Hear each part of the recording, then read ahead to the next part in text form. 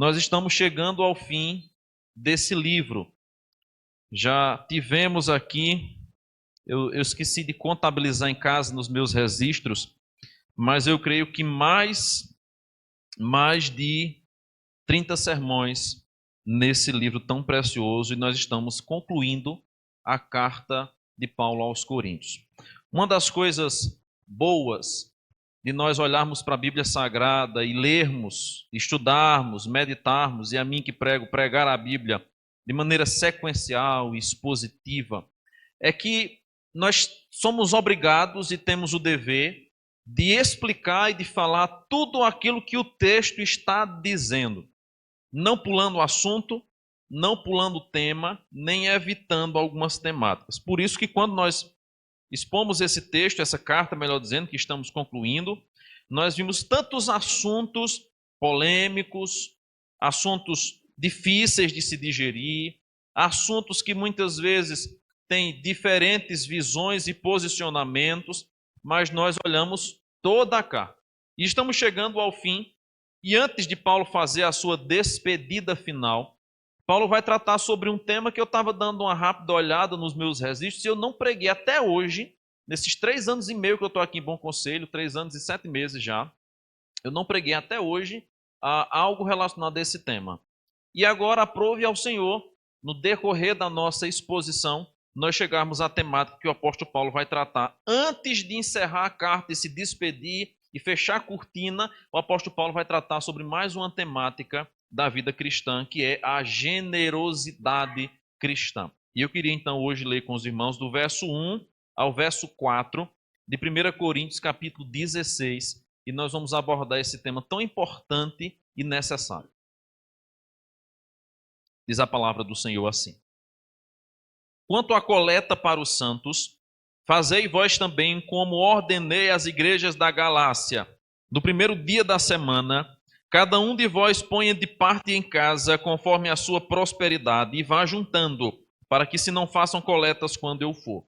E quando tiver chegado, enviarei com cartas para levarem as vossas dádivas a Jerusalém, àqueles que aprovardes. Se convier que eu também vá, eles irão comigo. Amém. Vamos orar nesse instante ao Senhor, pedir que Ele fale ao nosso coração. Deus amado, a Tua palavra está diante de nós, e nesse momento, nessa hora, pedimos que o Senhor fale ao nosso coração, quebrante o nosso coração e faça com que os nossos ouvidos estejam bem abertos para ouvirmos aquilo que a Tua palavra diz, que possamos ficar com ela para todo sempre, em nome de Jesus. Amém e amém.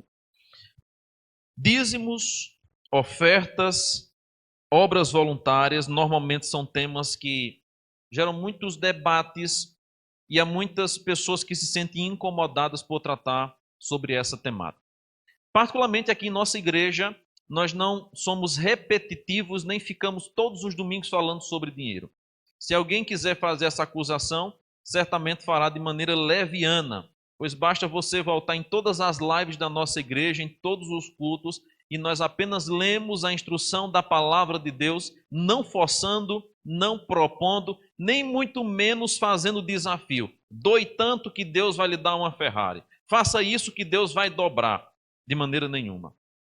Diferente do que muitas igrejas, infelizmente, têm feito, usado da fé das pessoas, usado muitas vezes da inocência das pessoas, usado às vezes da maneira fragilizada com a qual as pessoas chegam na igreja, para retirarem delas o pouco que elas têm, nós entendemos que a palavra do Senhor tem norte, tem direção e tem firmeza no seu ensino para a nossa vida em todas as áreas, inclusive na área financeira.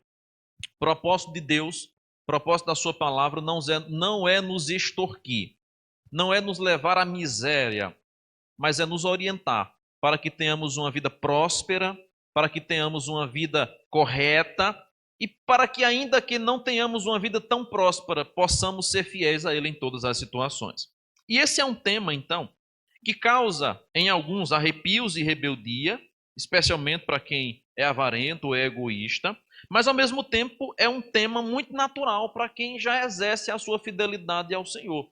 Tão natural para aqueles que já vivem na prática da fidelidade e são por Deus demasiadamente abençoados por serem fiéis a Ele. Por causa disso, então, a primeira questão que a gente deve observar é que quando nós falamos sobre essa temática, devemos lembrar que a nossa fidelidade ela deve ser dada ao Senhor e não aos homens. E Paulo, na sua fidelidade em pregar o evangelho, em ensinar a igreja, em disciplinar a igreja, ele falou de todos os assuntos possíveis e que eram cruciais na vida da igreja de Corinto, não se importando com aquilo que os irmãos haveriam de pensar dele. Ele apenas tratou aquilo que era correto, de acordo com a revelação do Senhor. Por causa disso, então, ele não tem medo de tratar sobre assuntos, conforme nós vimos aqui, que envolve casamento, divórcio, traição, separação. Ele não tem medo de falar sobre a comida sacrificada aos ídolos, capítulo 8. Ele fala sobre as mulheres no culto. Ele fala sobre os dons do Espírito. Ele fala sobre a desordem que pode acontecer dentro da igreja. Ele fala sobre a ressurreição, sobre a morte. Ele vai falando sobre problemas, sobre a divisão que havia na igreja, sobre problemas de adultério que estava acontecendo no meio dos irmãos. Ele vai tratando sobre tudo. Ele não se importa se os irmãos da igreja de Corinto haveriam de ficar chateados com a dureza dele, mas ele apenas ensina e expõe aquilo que a Bíblia diz. E agora, irmãos, depois de falar de tantos assuntos que confrontam, assuntos que levam os crentes a refletirem sobre a sua própria vida e existência, após trazer palavras de consolo, conforme nós lemos o capítulo 15 de 1 Coríntios, é consolo para a nossa vida, falando sobre a ressurreição, aquilo que nos aguarda, a esperança da glória que nós temos. Agora o apóstolo Paulo vai tratar sobre a generosidade cristã. E ao chegar então nesse capítulo final, ele vai expor a necessidade do exercício da generosidade, baseado primeiro na fidelidade ao Senhor, mas segundo, na necessidade dos homens. Esse é um assunto que o apóstolo Paulo vai tratar de maneira bem concisa aqui, porque ele apenas está citando algo que haveria de acontecer quando ele fosse, porém essa é uma temática que a Bíblia Sagrada fala e nós pouco tratamos aqui na igreja e fazemos isso muitas vezes por entender que não é necessário ficar falando algo que deve ser óbvio na nossa vida cristã. Porém, o apóstolo Paulo agora nos lembra algo que nós devemos voltar à nossa lembrança, que é o princípio da generosidade cristã. E aqui nesses 4 versos, o apóstolo Paulo vai tratar sobre algumas lições que a generosidade tem. Em primeiro lugar, eu queria observar com os irmãos o propósito e a universalidade da coleta. O apóstolo Paulo diz no versículo 1 que quanto à coleta para os santos, fazei vós também como ordenei as igrejas da Galácia. A primeira coisa que o apóstolo Paulo menciona aqui é que ele ordenou. E aqui nós temos uma coisa muito interessante do apostolado de Paulo. Os presbíteros, os irmãos, os evangelistas, os pastores, tem o dever, a incumbência de orientar, de ensinar, de instruir, de conduzir o rebanho. Porém, quando a Bíblia Sagrada apresenta-nos as palavras dos apóstolos, essas palavras sempre vêm com um peso maior.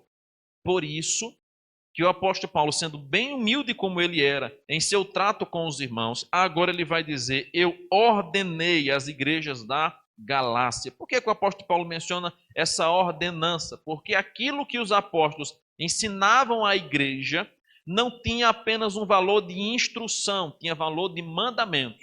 Ordenei a igreja, pela autoridade apostólica que lhe foi dada, semelhantemente a Pedro, a outros apóstolos mais, eles podiam ordenar a igreja porque eram inspirados por Deus e faziam parte do colégio apostólico. Então Paulo ordena. E essa ordenança não é apenas uma instrução. Irmãos, olha, quem quiser, talvez, possivelmente, é uma ordem, é um mandamento expresso. Diante disso, então, o apóstolo Paulo vai falar sobre uma coleta que haveria de ser feita em favor dos santos. Aqui, o apóstolo Paulo está tratando sobre a generosidade que a igreja de Corinto deveria ter para com irmãos que estavam passando necessidade. A igreja de Corinto já tinha o seu sistema normal de dízimos e ofertas para a manutenção dela mesma, porém agora o apóstolo Paulo faz um desafio mais amplo, um desafio que alcança além das 4 paredes daquela igreja, um desafio para abençoar irmãos de outra região. É quando então ele vai desafiar uma coleta para os santos. Essa coleta para os santos, ela vai ser vista lá na Carta dos Romanos, capítulo 15. Carta dos Romanos, capítulo 15, verso, acho que 25 e 26, deixe-me conferir. O apóstolo Paulo menciona essa coleta, isso mesmo. Romanos 15, 25 e 26. Mas agora estou de partida para Jerusalém, a serviço dos santos, porque aprove a Macedônia e a Acaia levantar uma coleta em benefício dos pobres dentre os santos que vivem em Jerusalém. Além da igreja ter uma rotina dominical de culto e de coleta, Paulo até vai mencionar como que essa coleta deveria ser feita em todo o primeiro dia da semana, uma referência inclusive clara como eram as reuniões dominicais depois da ressurreição de Cristo, quando que a igreja se reunia, primeiro dia da semana. Agora o apóstolo Paulo vai fazer um desafio àquela igreja. E o nosso catecismo maior, nós lemos aqui há pouco com as crianças o breve catecismo, mas o nosso catecismo maior, que nos orienta com respeito à nossa crença, à nossa doutrina, aquilo que a Bíblia ensina, na pergunta 141, fala sobre quais são os deveres exigidos no 8º mandamento. Pois bem, o 8º mandamento diz que nós não devemos furtar, não furtarás.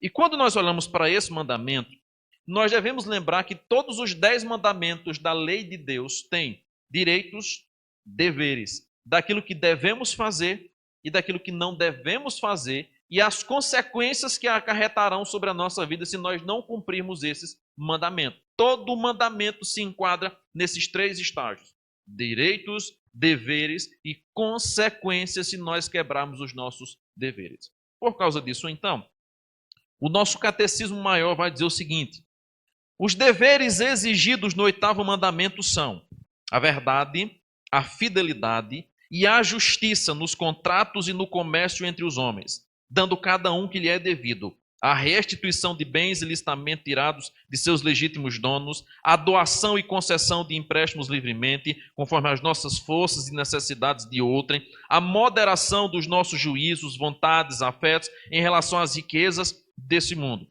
E continua falando uma série de instruções como que devemos entender esse mandamento. Mas aí a pergunta 142 vai dizer quais são os pecados proibidos no 8º mandamento. A ordem é clara: não furtarás. Mas o que é que está embutido nisso?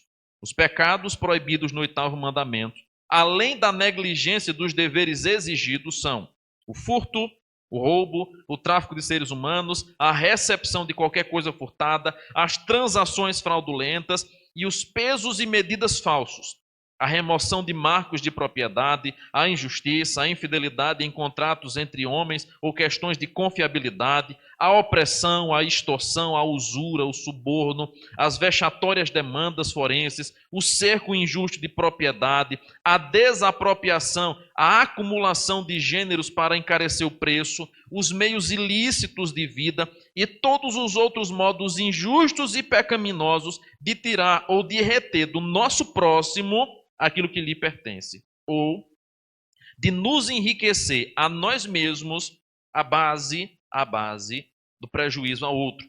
É proibida a cobiça, a estima e o amor desordenado aos bens mundanos. E a lista segue falando sobre os pecados proibidos no 8º mandamento. Entre eles, a ociosidade, o jogo dissipador e todos os outros modos pelos quais prejudicamos a nós e o próprio estado exterior que pode trazer males para alguém.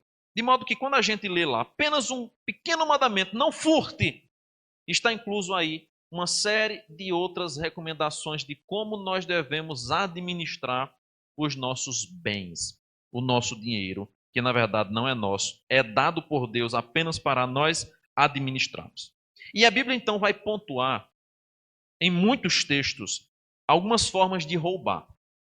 Em Êxodo 22, 4 e 7, é proibido o roubo de propriedade. Normalmente se exige a restituição dobrada daquilo que foi tirado. O rapto de pessoas ou de sequestro, lá em Êxodo 21, 16, também menciona. A trapaça, a fraude, Jeremias 22, 13 a 17, fala exatamente que Deus abomina o trapaceiro, o fraudulento. Por isso que, inclusive, o jogo ou qualquer espécie de jogo que envolva apostas, é claro, se torna algo pecaminoso. A maior ilusão das pessoas é acharem que vão crescer na vida jogando em bet, jogando na Mega Sena, jogando no jogo do bicho. Nós não conhecemos, irmãos, a luz da história. Primeiramente, a luz da Bíblia. Segundo, a luz da história. Pessoas que se deram bem com isso. Pelo contrário, o que mais temos são pessoas que um dia, depois de gastarem muito, de se viciarem no jogo, ganharam alguma grande quantia, mas logo perderam tudo, se tornando pior do que era antes. É dinheiro amaldiçoado. Não queira na sua vida. Além disso, nós temos também em Marcos 23:14, o roubo de viúvas e de órfãos, que é especialmente odioso pelo Senhor.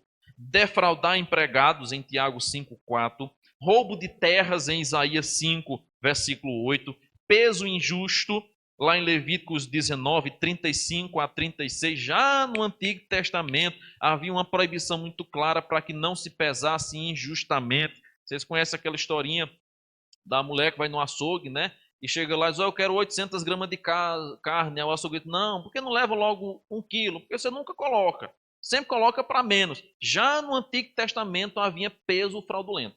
E a Bíblia proíbe que fosse usado peso fraudulento. Enganar outros para um ganho econômico, Provérbios 20:14, é proibido você enganar as pessoas para que você seja beneficiado através daquilo. Então, no sentido mais amplo, a Bíblia vai tratar sobre o roubo e a quebra do 8º mandamento envolvendo muitas áreas.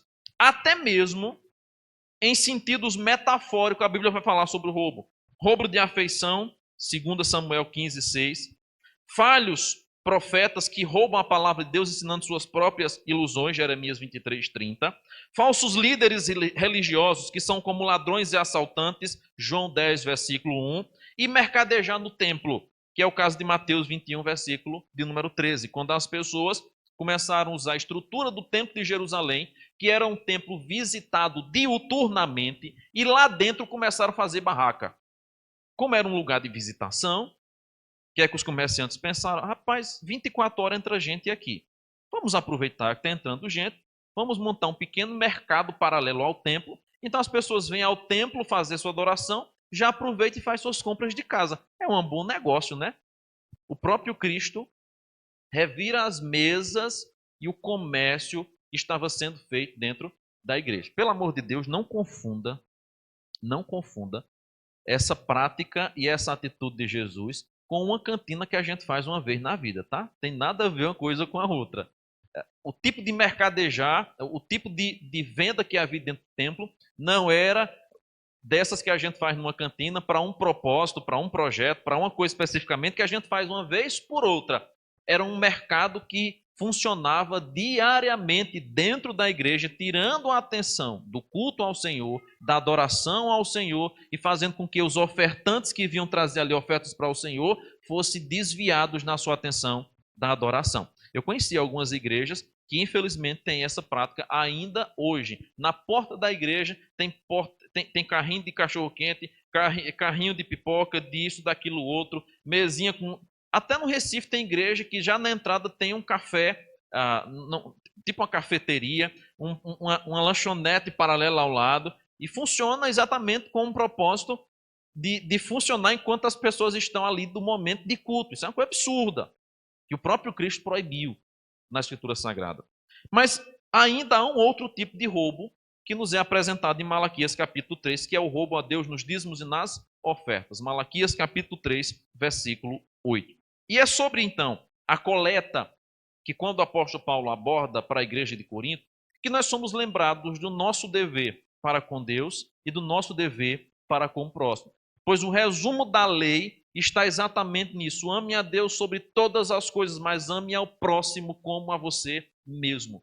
Dentro de uma instrução apostólica como essa, nós encontramos princípios claros, baseados no 8º mandamento, na proibição dele, para o roubo, para o furto, para apenas o bel prazer, mas encontramos também instruções claras de que nós devemos atentar naquilo que pertence ao Senhor. Por causa disso, então, se o roubo inclui roubar a Deus do que ele é devido, então nós podemos entender que o pecado ou que a prática de sonegarmos a Deus aquilo que lhe é direito nos torna ladrões do Senhor. Por causa disso, então, nós vamos ver agora alguns textos, algumas passagens bíblicas que vão nos apresentar isso. Curiosamente, até mesmo o livro de Provérbios fala sobre roubo de pequenas coisas. Lá em Provérbios 6, 30 a 31, vai dizer o seguinte: o ladrão não é desprezado se faminto rouba para matar a fome. Contudo, se for pego, deverá pagar 7 vezes o que roubou, embora isso lhe custe tudo o que tem em casa. A Bíblia ela é tão detalhista em falar sobre o cuidado com a nossa finança, com o nosso bem, com a propriedade particular e privada, sua e de outrem, que até em pequenas causas como essa, tem lei. Se uma pessoa roubasse uma fruta, roubasse um vegetal, uma planta, havia ordenanças claras para o que deveria se fazer com aquela pessoa. Se ela estivesse roubando para matar a sua fome, a pena seria atenuada, porque ela está roubando para matar a sua fome. Porém, ainda assim, ela deveria pagar 7 vezes o valor daquilo que ela roubou. Por quê? Alguém sabiamente já disse que quem rouba pouco também rouba muito. Isso é um princípio básico. Aquele que planta, aquele que investe, espera colher. Porque o produtor, o agricultor, o lavrador se sentirá prejudicado ao aguardar o fruto de sua terra e de repente alguém sem sua autorização ir lá e roubar. Eu não sei se você já passou por essa experiência, mas um dia desse eu achei graça. Claro, é uma coisa muito boba que acontece constantemente nas casas que tem fruteiras, né? Eu conservei um pezinho de goiaba, rapaz, no meu jardim. Aí o pezinho de goiaba custou a dar fruta. E eu disse, eu vou cortar esse bendito, que ele está mesmo na parede do muro. Ele vai derrubar meu muro, eu vou cortar ele. Mas fiquei com pena lá no fundo. Não, eu quero ver o tamanho da goiaba dele, que variedade de goiaba. Aí fui conservando. Aí todo dia eu aguardo o bichinho, aparava, cuidava. Aí passou 2 anos e meio, ele botou a primeira goiaba, que eu nem tinha visto os brotos, né? Eu vi depois já a goiaba grande. Só, rapaz, estava começando a colocar e me animei. Aí comecei a colocar uma redezinha na goiaba, proteger o pé, para que as moscas não furassem, os passarinhos não comessem. E aí comecei a esperar, né? Então minha goiaba crescer, e goiaba crescendo e crescendo. Aí eu comecei a contar, 14 goiabas deu. Cada uma que eu coloquei na balança para pesar, que era uma bicha grande, mimosa, mas rapaz, que espécie de goiaba é essa? Maravilhosa. Eu colhi algumas, aí um dia eu viajei no final de semana, não sei se foi para pregar fora, foi para algum canto. E eu fui comigo, né? Tinha uma goiaba amadurecendo. Eu disse, quando eu voltar, ela vai estar madura. Eu voltar, ela vai estar madura, eu vou tirar. As goiabas mimosas, assim. Eu tenho até a foto das goiabas. Teve uma que pesou 400 gramas, coisa linda. Eu disse, vou tirar ela quando eu chegar, vai dar um suco, um ponche. Lá nós tomávamos depois do almoço. Quando eu cheguei, que botei o carro na garagem, que eu olhei, canto mais limpo, né? Todos nós, eu acho que já passamos essa experiência. A criança que vai passando na rua, vê a goiaba, pega uma pedra aí, lá, né? O vizinho, alguém. Isso é a coisa mais boba, mais natural, especialmente nós que vivemos numa região frutífera. Eu me senti prejudicado, porque eu coloquei toda expectativa na goiaba. Mas veja, isso é uma besteira. Isso é uma bobagem. Eu poderia comprar dezenas de goiabas. Mas o fato é que todo aquele que planta, todo aquele que rega, todo aquele que investe, aguarda o resultado da sua colheita. E quando alguém colhe antecipadamente, sem a sua autorização, a Bíblia vai dizer, isso se constitui um roubo. Por mais que seja simples, por mais que seja bobo, mas é roubo. Ora, se a Bíblia trata de pequenas coisas, porque isso é algo insignificante, roubar uma goiaba, roubar uma manga, tanta manga que tem aqui no nosso município, graças a Deus, mas para o Senhor, as pequenas coisas revelam coisas maiores. Você confiaria alguém trabalhando na sua casa que toda semana rouba 1 quilo de arroz, 1 quilo de feijão, ou que rouba que seja as moedas que você deixa sobre a mesa? É uma bobagem, né? O que é 1 quilo de arroz? O que é 1 quilo de feijão? O que é as moedinhas do troco que você coloca sobre a mesa? Mas você confiaria que essa pessoa ia roubar somente as moedinhas? Você confiaria que ele ia roubar somente o quilinho de arroz uma vez por semana? Você confiaria deixar sua carteira com dinheiro, seu guarda-roupa com coisas preciosas? Você confiaria essa pessoa? Certamente não. Porque o princípio é claro. a nossa fidelidade, a nossa honestidade, aquilo que é direito é visto no pouco e no muito. Por isso que o mandamento bíblico ele é muito claro. Seja fiel no pouco, e sobre o muito eu te colocarei. Se a sua fidelidade não é expressa em pequenas coisas, não espere ter muitas para que você seja fiel. Essa é a maior ilusão de todas. Eu lembro do primeiro dízimo que eu entreguei na igreja, eu tinha assim, cerca de 11 para 12 anos, eu havia me convertido ao Senhor, e eu costumava colocar meu roçadinho todos os anos, claro. Vendia minhas coisinhas, vendia din-din, fazia comércio de fogos de artifício, eu tinha meu trocado. E aí eu comecei para a igreja e um dia eu cheguei lá, estavam se pregando sobre dízimo e oferta. Eu disse, rapaz, eu preciso dizimar. Eu não sou assalariado, mas eu estou ganhando alguma coisinha com o que eu vendo, com minha plantação, com minhas coisas, eu estou ganhando alguma coisinha, eu preciso dizimar. E eu fui conversar com o pastor Fábio, na época foi meu primeiro pastor. Eu disse, pastor, olha, eu ouvi aí falando sobre dízimo, esse negócio, eu tinha no meu coração assim, uma vontade muito grande de dizimar. Agora eu estou com vergonha de colocar no envelope uma quantia tão pequena. Porque assim, pastor, acho que eu ganho, se eu ganhar muito é 130 no mês. Aí, botar 13 reais é tão pouco, né? Tão insignificante. Aí ele disse, olha, não se preocupe com a quantidade. E aí contou para mim a história de uma irmã que dizimava todos os meses 5 reais, que era exatamente o que ela ganhava por mês, 50 reais de alguma coisa lá que tinha. E ela foi fiel ao Senhor durante muitos anos da sua vida com 5 reais dos 50 que ela ganhava.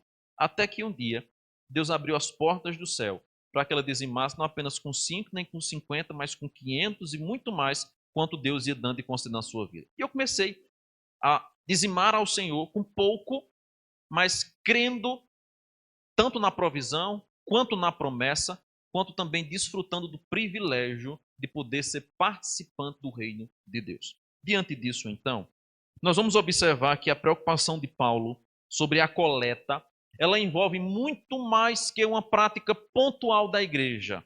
Porque, observe, o apóstolo Paulo vai falar que isso deve ser feito no primeiro dia da semana. A oferta que eles destinariam seria pontual para Jerusalém, mas o hábito e a prática deveria ser algo contínuo e constante. Por causa disso, então, o princípio estabelecido aqui da generosidade, ele nasce muito antes. O princípio da generosidade, ele não nasce na generosidade em si, ele nasce na fidelidade a Deus. E uma coisa interessante que nós temos na Bíblia Sagrada é quando o Senhor estabelece já no Antigo Testamento a prática do dízimo, lá em Deuteronômio 14, versículo 27, fala sobre os 10% regular da renda. E depois, em Números 18, 21, sobre o dízimo dos dízimos. E depois, em Deuteronômio 14, 28, e também Amós 4, versículo 4, como sendo aquele dízimo que seria pago tanto pelo rico como pelo pobre. Mostra claramente um princípio de fidelidade. Porque nós encontramos o princípio do dízimo não apenas quando no livro de Levíticos o Senhor estabelece a maneira que o povo deveria ofertar ao Senhor. Nós encontramos o princípio do dízimo muito antes, quando, por exemplo, Abraão deu dízimo de tudo a Melquisedeque. E eu queria ver isso com os irmãos, porque um dos argumentos que nós mais encontramos hoje, em meio a tantos escândalos que nós temos, infelizmente relacionados aos dízimos e às ofertas das igrejas, especialmente igrejas que não são sérias, que não prestam conta de nada, cujos pastores administram tudo sozinhos, sem prestar conta a ninguém, muitas vezes nos leva a pensar se vale a pena nós exercitarmos essa prática e se isso é válido, inclusive, para o dia de hoje. Uma das coisas extraordinárias que nos faz, inclusive, sermos presbiterianos, além da doutrina fiel às Sagradas Escrituras, é o zelo que nós temos por tudo aquilo que é colocado na igreja. A começar que nas igrejas presbiterianas o pastor não toca em absolutamente nada financeiro a não ser aquilo que ele recebe, porque as igrejas têm tesoureiros. Além dos tesoureiros, conselheiros e fiscais da tesouraria. E além disso tudo, a igreja que é prestada conta. Isso nos livra, isso nos inibe de qualquer suposição. Mas será que na contagem do gasofilácio desse mês o pastor não colocou um tanto a mais no bolso? Louvado seja Deus que nós temos um sistema muito bem fechado para prevenir isso. Inclusive o nosso tesoureiro, que não sou eu, obviamente, além de fazer a contagem, sempre chama alguém para contar com ele e registrar isso para que mais de uma testemunha seja dada de que tal valor entrou. Por causa disso, então, nós vamos ver lá em Gênesis capítulo 14, versículo de número 20, e aqui preste atenção. Não havia templo, não havia levita, não havia nem igrejas, nem pastores ainda. E aqui nós já temos o exemplo do dízimo sendo dado. Nem mesmo a lei de Moisés havia sido instaurada, capítulo 20 de Êxodo, diz o texto. Melquisedeque, rei de Salém, trouxe pão e vinho. Era sacerdote do Deus Altíssimo. Abençoou ele a Abraão e lhe disse: bendito seja Abraão, pelo Deus Altíssimo que possui os céus e a terra. E bendito seja o Deus Altíssimo que entregou os teus adversários nas tuas mãos. E de tudo lhe deu Abraão o dízimo. Ora, nada da lei, especialmente a lei de Levíticos, havia sido dada ainda. Porém, a prática e o exercício de dizimar já é visto no homem que nós conhecemos como pai da fé, Abraão. De tudo, diz o texto, Abraão lhe deu o dízimo. Qual é o princípio aqui, então, do dízimo? Se não havia tempo para manter, se não havia levitas para manter, porque em Levíticos nós vamos encontrar a ordenança de se manterem os levitas e a casa do Senhor, por que que Abraão deu o dízimo? Porque o dízimo, irmãos, ele é colocado como uma questão de fidelidade, gratidão e honra. O dízimo não é colocado apenas para manutenção, a manutenção faz parte, porém é colocado para fidelidade, gratidão e honra. E duas observações nós precisamos fazer aqui. Abraão deu o dízimo a quem era maior do que ele e o representava. Nós não temos o direito de administrar nosso próprio dízimo. Durante um tempo eu até pensei assim, eu vou administrar aqui meu dízimo, eu estou vendo que tem uma pessoa precisando, eu vou administrar. Porém, quando a lei era estabelecida, ela claramente mostra que o dízimo não somos nós que administramos por nós mesmos, nós sempre o entregamos. Sempre nós o entregamos. É uma oferta de gratidão, de honra, de fidelidade ao Senhor. Por causa disso, então, desde o Antigo Testamento, começando com Abraão, bem no início da Bíblia Sagrada, esse dízimo é dado. Ah, mas Abraão não poderia ter usado e ofertado aos pobres? A Bíblia Sagrada não nos ensina isso. Uma coisa é dízimo, outra coisa é oferta. Abraão poderia ofertar aos pobres, mas o dízimo não pertencia a ele, pertence ao Senhor. E essa é a grande diferença que há entre dízimo e oferta. Todo novo convertido tem essa dúvida. Né? E pergunta, mas o que é dízimo? O que é oferta? Quanto é que eu dou? A gente fica até constrangido de falar, porque esse é um assunto que nós não gostamos de falar muito, é verdade, e eu particularmente também não sou muito de estar falando isso aqui no púlpito, não. Mas é necessário nós tirarmos essas dúvidas e falarmos aquilo que a Bíblia Sagrada nos diz, seja em qual assunto e qual temática for. Dízimo é a devolução daquilo que pertence ao Senhor, estabelecido no Antigo Testamento como sendo 10%. Não pertence a você. O maior erro que nós cometemos no nosso orçamento mensal é colocarmos o dízimo como sendo, ou o nosso salário como sendo 100% nosso. Só que a melhor maneira de administrarmos nosso salário, nós que somos cristãos, é separarmos desde o princípio aquilo que é nosso e aquilo que é de Deus. Esse é meu, esse aqui é de Deus. O dízimo é a devolução daquilo que não é seu, mas pertence ao Senhor. Por isso que Malaquias 3 vai dizer, vocês me roubam. Mas em que é que nós te roubamos? Nos dízimos e nas ofertas. Repreendei o devorador. Me prove, faça um desafio. Seja fiel a mim, que eu vou mostrar a vocês que o devorador será repreendido na casa de vocês. Então, primeira questão é que o dízimo, ele é uma devolução, não é uma oferta. Aí a oferta, sim, ela é voluntária. Ela é por fora, ela é de acordo com aquilo que Deus propôs no seu coração, ela é de acordo com as suas condições, ela é de acordo com aquilo que você tem sobrando para que você possa compartilhar. Mas há uma diferença entre dízimo e oferta, e a Bíblia é bem clara em falar sobre isso. Além disso, nós vamos perceber que o apóstolo Paulo, ao tratar sobre as ofertas, no primeiro dia da semana, Paulo vai dizer o seguinte: cada um de vós ponha de parte em casa, conforme a sua prosperidade, e vá juntando para que não se faça coletas quando eu for. Tanto as ofertas, como aqui era o caso para ser destinado a Jerusalém, quanto a própria questão do dízimo, que é uma devolução de uma parte daquilo que nós recebemos, sempre serão proporcionais àquilo que nós recebemos, é óbvio. Então, algumas pessoas questiona, eu já escutei inclusive esse tipo de questionamento, mas pastor, eu não sou assalariado, eu sou autônomo, eu sou empresário, como é que eu vou ofertar ao Senhor? É muito claro, é muito fácil você fazer isso, baseado nos seus lucros, nos seus investimentos e naquilo que você mantém. Aí uma pessoa, mas eu não mexo com dinheiro, eu só mexo com cartão. Quanto é que você paga de cartão por mês? É todo para você? É tudo do seu uso pessoal? Se você gastou tanto e usou, você está ganhando para poder cobrir isso. Então, existem algumas ferramentas, alguns meios, e nós descobrimos, inclusive, quanto é a nossa própria renda, ainda que não sejamos assalariados, para que nós entendamos o que é nosso e o que é do Senhor. E uma coisa é preciso ser dita: aquilo que é do Senhor, independente da igreja, independente do pastor que esteja, independente do conselho, independente do tesoureiro que esteja administrando. Não pertence a nós, pertence ao Senhor. Se nesse caminho, se nesse percurso, alguém desviar, alguém fizer qualquer coisa injusta, quem vai responder não vai ser você, vai ser o indivíduo que fez. Por isso que lá em 2 Samuel, quando os filhos de Eli começaram a roubar, a tomar mais do que era colocado como oferta, o que é que Deus fez? Deus puniu a eles. Deus não puniu os ofertantes não, porque fizeram de bom coração, fizeram com integridade, fizeram para o Senhor. Mas a eles Deus os matou e condenou, ou na verdade, puniu terrivelmente seu pai. Porque viu a coisa errada acontecendo e não fez absolutamente nada para evitar que aquilo continuasse acontecendo. Deus puniu aqueles sacerdotes que roubaram mais, além, acima da quantidade que Deus havia dito que ele poderia tomar, honestamente, tranquilamente para o seu mantimento. Deus os matou.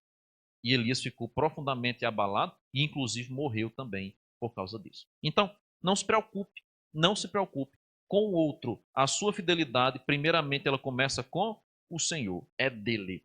E a Bíblia trata, então, alguns tipos de oferta. Fala sobre oferta voluntária, oferta de holocausto, que era quando se queimava no altar, simbolizando uma consagração ao Senhor, oferta de manjares, que era feita de farinha, de cereais, oferta pacífica ou de paz, era quando uma comunhão estava sendo feita, oferta pelo pecado, ela era obrigatória por causa dos pecados que se cometia, oferta pela culpa, era obrigatória quando o pecado resultava em um prejuízo financeiro ou sagrado, exigindo assim a restituição do valor e 20% acima, a oferta alçada, que eram as ofertas levantadas diante do altar, além daquilo que já era dada, oferta de libação, oferta das primícias. Nós temos muitas menções no Antigo Testamento sobre ofertas ao Senhor. De modo que, quando a gente olha para isso, nós entendemos que o princípio de entregarmos a Deus aquilo que pertence a Deus e de sermos ofertantes é estabelecido desde Gênesis. Desde Gênesis. E uma das coisas mais extraordinárias, quando nós olhamos sobre a contribuição, sobre a generosidade, é que os princípios da contribuição, eles têm valores eternos. Observe que o apóstolo Paulo, ao tratar sobre o princípio da oferta, da generosidade, ele vai falar sobre uma contribuição sistemática no primeiro dia da semana, quando o povo estava reunido.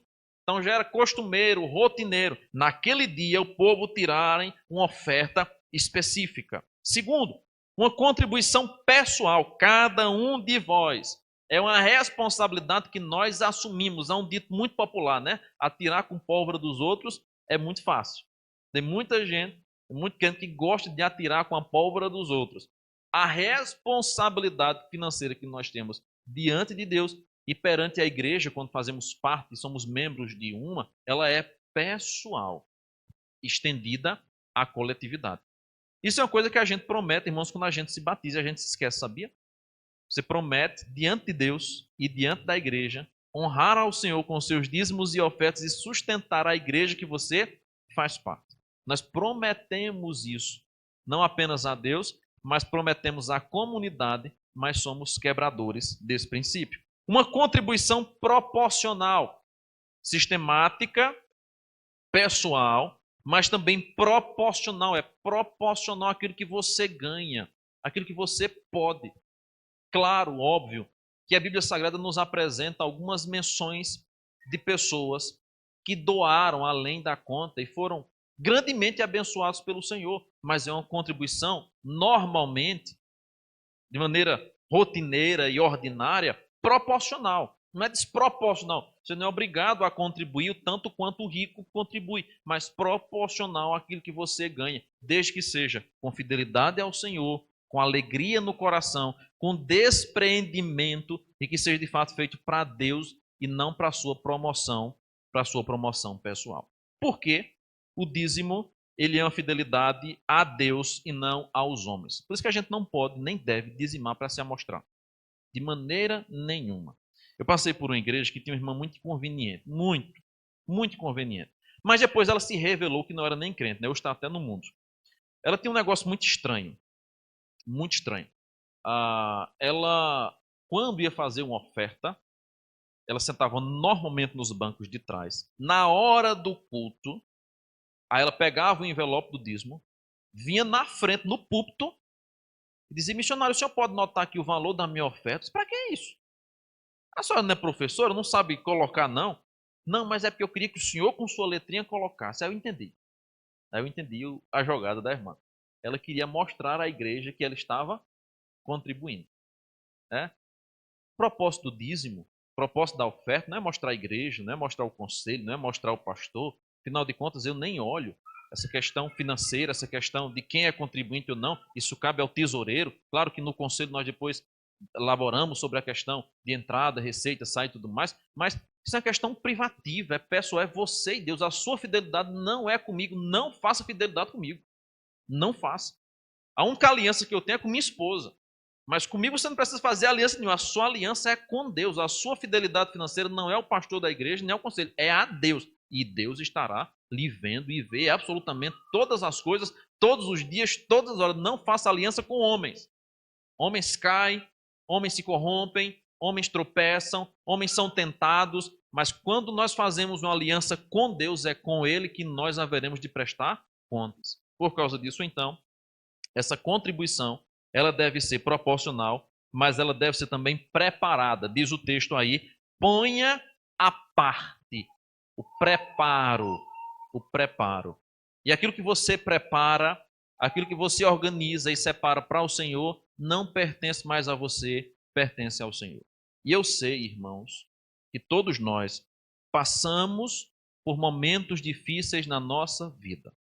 Eu sei, e já vivi, e sei que muitos vivem isso. Passamos momentos difíceis na nossa vida. Quando as condições de fato apertam, quando o sapato aperta. Eu lembro que um dia, lá em Sertânia, um irmão que trabalhava de mototáxi, muito querido, um irmão muito querido nosso mesmo, ligou para mim. Ele disse: missionário, eu estou com uma dúvida. Eu disse: pois não, meu irmão, está à vontade. Olha, é o seguinte, eu separei em cima do guarda-roupa R$ 50 para dar o meu dízimo ao Senhor. É a metade que eu ainda vou trabalhar o restante do mês, separei lá. Só que faltou o bujão lá em casa. O que é que eu faço? Eu disse: meu Deus. Óbvio que eu ia dizer: compra o bujão.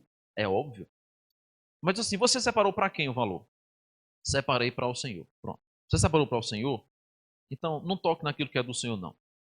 Não se preocupe, não, que Deus vai providenciar. Na mesma hora eu disse, mandei levar um bujão, mandei levar uma pequena feira, e a igreja fez uma oferta para ele.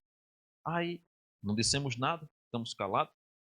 Quando passou uma semana seguinte, ele ligou para mim: missionário, muito obrigado pelo conselho que o senhor deu. Naquele mesmo dia, chegou o bujão, chegou uma feira e ainda chegou uma oferta a mais, e agora eu consegui uma nova quantidade de clientes. Eu disse: meu irmão, seja fiel a Deus no pouco, que sobre o muito Ele vai lhe colocar. Haverá momentos na minha vida e na sua vida que nós seremos grandemente tentados a sermos infiéis para com o Senhor. E é engraçado como a gente muitas vezes lida, né? A primeira pessoa que nós corremos para pedir ajuda quando passamos dificuldade é quem? Deus. Meu Deus, me ajude. Mas quem é a primeira pessoa pela qual nós negamos fidelidade quando estamos passando dificuldade? Também é Deus. Porque é Deus, né? Com Deus eu me ajeito. Com Deus eu me ajeito.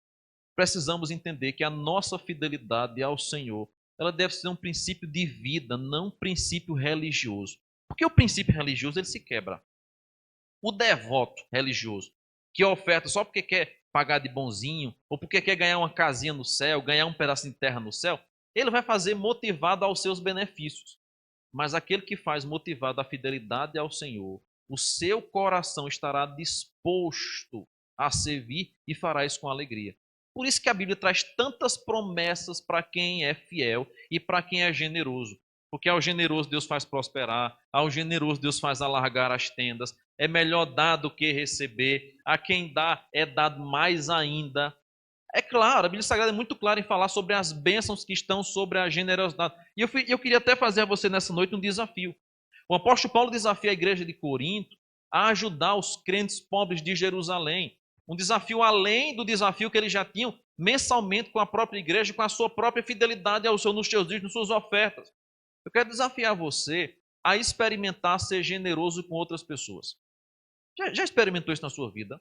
Experimente fazer isso. Ser generoso com as pessoas. Não existe coisa melhor no mundo do que você poder abençoar outras pessoas. A nossa oração devia ser ao Senhor para que Deus nos desse condições financeiras. Só que normalmente a gente ora para que Deus nos dê condições financeiras para que a gente tenha uma vida melhor. Não há problema nisso, é óbvio. Só que nós nunca pensamos que quando Deus nos dá uma condição financeira melhor, Ele não está dando apenas a nós. É para que outras vidas, é para que outras pessoas sejam abençoadas através de nós. Você já experimentou alguma vez na sua vida ser generoso? Não experimente apenas uma vez, não. Faça da generosidade uma rotina na sua vida, que você verá as bênçãos de Deus se multiplicando na sua casa, na sua família, no seu rendimento. Coisa boa, irmãos, é nós podermos ajudar. Melhor é dar do que receber. É muito bom ganhar presente. É muito bom ganhar uma oferta quando a gente está passando dificuldade financeira. Mas a melhor coisa é nós podermos ter condições para ajudar outras pessoas. E era isso que agora o apóstolo Paulo estava tratando naquela igreja, para que aqueles irmãos abençoassem os pobres de Jerusalém, que estavam enfrentando um período de seca, conforme os relatos históricos da época. Mas em terceiro e último lugar, o apóstolo Paulo também trata sobre a responsabilidade e a transparência na administração dos recursos religiosos. Verso 3 e 4. E quando tiver chegado, enviarei com cartas para levarem as vossas dádivas a Jerusalém, àqueles que aprovardes. Se convier que eu também vá, eles irão comigo. O apóstolo Paulo aqui está solicitando à igreja uma oferta para ser levada a Jerusalém. E quem é que ia a Jerusalém, conforme o capítulo 15 de Romanos? Ele iria a Jerusalém. Só que o apóstolo Paulo tem uma preocupação com a transparência que deve ser a nossa hoje em toda a igreja séria e bíblica que possa existir. A transparência com aquilo que é dado. De modo que Paulo agora diz assim, irmãos, quando eu for, eu vou enviar o valor que vocês vão arrecadar com cartas. Essas cartas certamente haveriam de ter uma mensagem da igreja de Corinto, dizendo que aquela oferta no valor tal era para grupo tal. E Paulo diz mais, e se vos convier, aqueles que os irmãos aprovardes vão comigo. O apóstolo Paulo não queria pegar esse montante de dinheiro e levar sozinho. Porque ele temia aquilo que nós falamos tanto, que ele mesmo recomendou em 1 Tessalonicenses 5. Evitai a aparência ou fugir da aparência do mal. Eu preciso de mais gente para fazer isso. E gente que seja idônea, aprovada pela igreja, reconhecida pela igreja pela sua idoneidade, para que nós levemos esse valor até Jerusalém. O apóstolo Paulo aqui está evitando uma série de problemas que muitas vezes pastores tolos se metem por não terem transparência na administração da igreja. Aqui na nossa igreja, claro, todos os anos nós temos o balanço anual. Mensalmente, o conselho sabe do movimento caixa da igreja e o conselho fiscal tem acesso, os irmãos têm acesso a todos os registros, recebe tudo direitinho. A igreja tem um estabelecimento salarial que não é dado na cidade, mas é dado nacionalmente. A igreja tem tudo fixado ali, que não é dado ao bel prazer, mas é de acordo com a própria instituição. Tudo é muito claro. Só que essas igrejas grandes que tem por aí, aquilo que nós chamamos de igrejas modernas, né, emergentes, infelizmente, tem um mal instalado, que muitas vezes o líder da igreja é o próprio fundador da igreja. E tudo é administrado de acordo com ele mesmo. Vez por outra, se estoura um escândalo em rede nacional, como recentemente aconteceu, de uma destas igrejas aparecerem em mídia nacional, envolvido em escândalo de corrupção. O líder fazendo negócio com outras pessoas, envolvendo a igreja, e agora a igreja exposta para o mundo todo, num esquema de corrupção. Terrível coisa esse camarada fez para a igreja de Deus e para a sua própria vida, pois certamente as penalidades que Deus vai derramar sobre ele não serão pequenas. Paulo diz, eu vou levar, irmãos, agora eu quero mais gente. Qual é a ideia de Paulo aqui? Transparência naquilo que está sendo feito. Alguns podem não gostar, mas a transparência está lá. Alguns podem não concordar com o formato, mas o que a liderança decidiu e a transparência publicou está lá. Paulo pode fazer isso de maneira tranquila e sossegada. Ele pode deitar-se de noite sem nenhuma preocupação. Então, o princípio da generosidade, ele é dado. A ordenança para que se faça isso de maneira regular, não seja só uma vez na vida.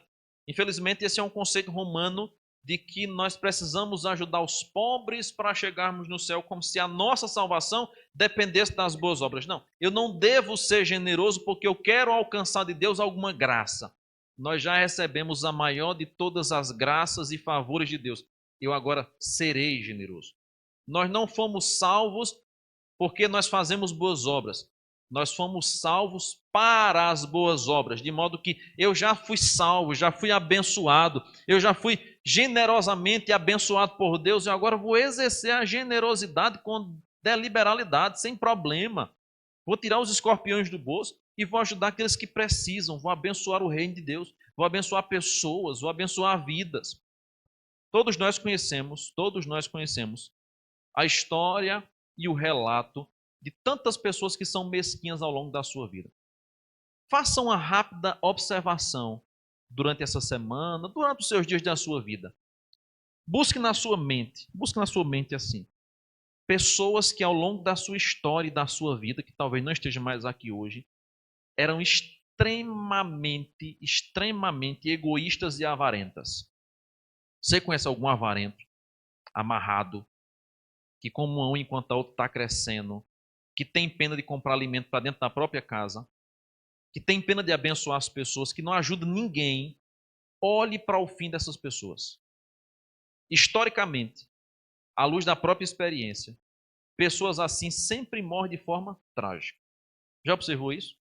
De forma que todo o dinheiro que está guardado não tem mais condição de pagar tratamento, de restaurar a saúde, de resolver o problema que tem. Junta.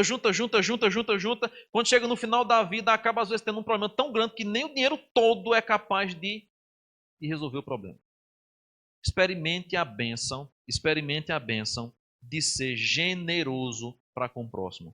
E eu quero fazer então alguns desafios para nós concluirmos aqui. Primeiro desafio, seja fiel ao Senhor. Lá em Malaquias, capítulo 3, nesse texto que a gente lê tanto quando a gente vai fazer aqui ofertório, a gente não atenta que esse texto tem consequências, mas tem promessas. Roubará o homem a Deus? Todavia vós me roubais. E dizeis, em que te roubamos? Nos dízimos e nas ofertas. Com maldição sois amaldiçoados, porque a mim me roubais, vós, a nação toda. Trazei todos os dízimos à casa do tesouro, para que haja mantimento na minha casa. Primeira questão é que Deus condena um povo. Vocês estão roubando. Segundo, Deus desafia, traga todos os dízimos à minha casa. Só que aí vem a terceira parte do texto. Qual é a parte aí? Provai-me nisto, diz o Senhor. Você já experimentou fazer prova de Deus? A Deus não se pode tentar, é óbvio. Cristo vai dizer isso a Satanás. Porém, a menção aqui de Malaquias é a seguinte: provai-me nisto. O que é que Deus está dizendo? Experimente ser fiel a mim. Experimente ser fiel a mim e veja a bênção sendo derramada sobre a sua casa. Infelizmente, há muitas pessoas que vivem num colapso financeiro porque nunca experimentaram a fidelidade ao Senhor. E aí, de fato, irmãos, de fato, o devorador rouba o que você ganha, o que seu marido ganha, o que sua esposa ganha, o que entra por fora não sobra nada. Você pode ganhar aposta, você pode ganhar dinheiro por fora, nada sobra nem dá. Porque o devorador consome tudo. O que é que Deus vai dizer? Faça prova de mim. Se eu não abrir os céus, as janelas do céu, e não derramar sobre vós bênção, sem medida. Por essa causa, repreenderei o devorador, para que não consumam o fruto da terra. A nossa vida no campo não será estéril, diz o Senhor do Exército. Todas as nações vos chamarão felizes, porque vós sereis uma terra deleitosa, diz o Senhor dos Exércitos. Deus condena o roubador, Deus desafia a fidelidade e Deus abençoa. Me provem para vocês verem se eu não vou abençoar vocês. Felizmente, há muitas pessoas que, mesmo sendo cristãos, desfrutam de uma vida, me permitam a expressão, miserável. Miserável. Não por falta de condição, mas por falta de fidelidade a Deus. E porque parece que a sua vida é que nem a cantiga do peru, né? De pior a pior.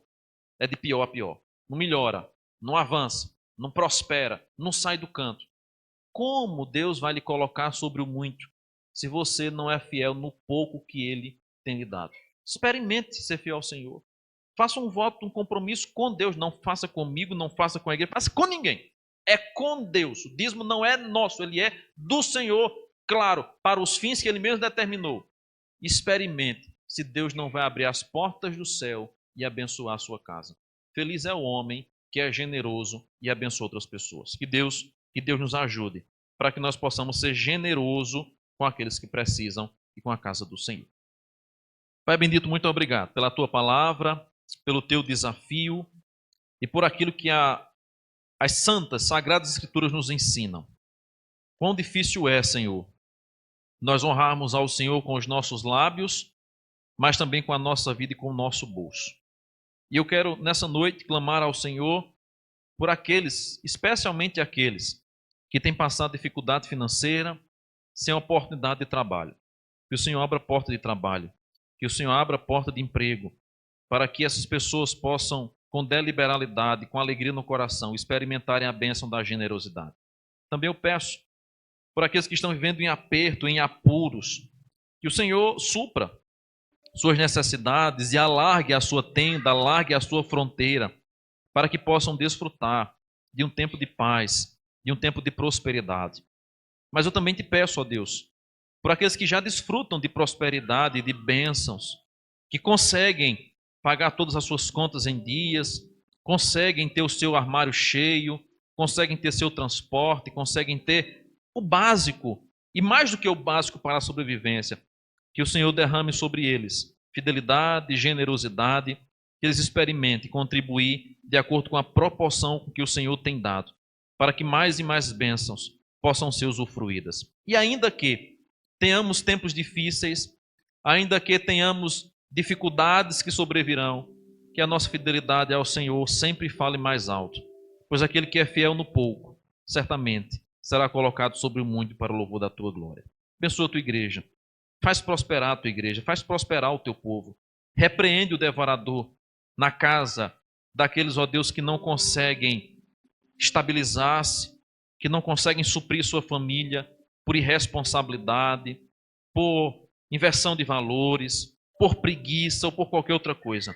Que esse mal seja retirado e que essas vidas sejam transformadas e impactadas pela tua palavra, para que possam assumir um compromisso também financeiro diante do Senhor e com a sua própria casa, para que haja mantimento, para que não falte nada, para que a tua bênção seja derramada e haja prosperidade nas famílias. Nós oramos assim, meu Pai, em nome do teu Filho amado Jesus Cristo. Amém e amém.